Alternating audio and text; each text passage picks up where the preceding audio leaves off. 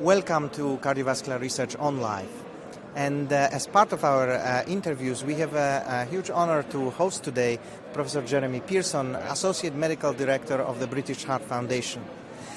We arranged this meeting today because British Heart Foundation just announced a very unique program to support research in cardiovascular medicine that is called the Big B Challenge.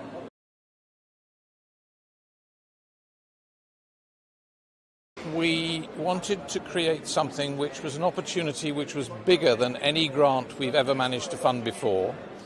And there are several reasons for that. One is that we think the time is right. There's such a development of technologies around here, big data, new imaging technologies, new genome editing. We're surrounded by technology, and taking advantage of those to solve a really big problem in cardiovascular research would seem to be opportune. So that's one reason. The second reason is that we're convinced that we need to fund something which is more than we can do in one country. The best and the most creative research is going to come from funding something which is truly global. We want partners that are not just cardiovascular scientists involved. We want people from other disciplines and other domains. We want chemists, engineers, computational scientists, you name it. We want people who aren't just academics. We'd love to have commercial interest, biotech, startups, maybe even big companies. It doesn't matter. Anybody who's got a really good idea about a really interesting challenge that we couldn't easily either fund at a lower level to get an answer or actually support easily except by this mechanism. So that's the basis for it. The other reason, the small reason, is we actually have enough money to do it. Now that sounds obvious, but as you know, we're a charity funded by the public, and we happen to be in the luxury position at the moment. We have just enough money in the reserves to do this, and we hope, of course, that it'll actually stimulate more philanthropic giving, because without it we certainly can't do it again. So part of the object of the challenge is actually to make it a success so that we can have more challenges, but we'll wait and see.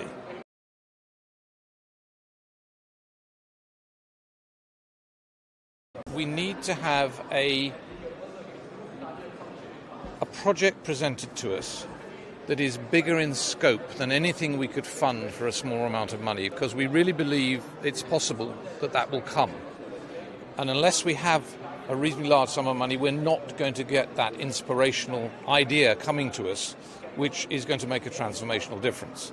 So that's one reason. There clearly is risk in putting an awful lot of money into one big idea. All I can say is the process for selecting the winning challenge will be rigorous. It'll go through a preliminary application phase. There'll be a triage.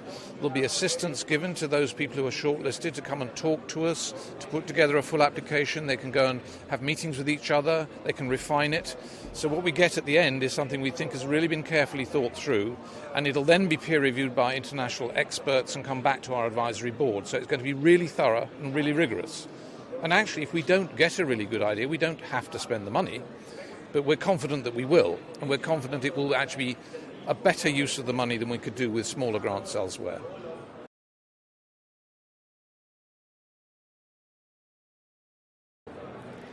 Thank you very much, Jeremy. And Pleasure. I am certain, knowing huge successes of British Heart Foundation, that this project will lead to change, global change, and it's great that British Charitable Foundation will be able to potentially change cardiovascular medicine in this way. Thank you. Thank you.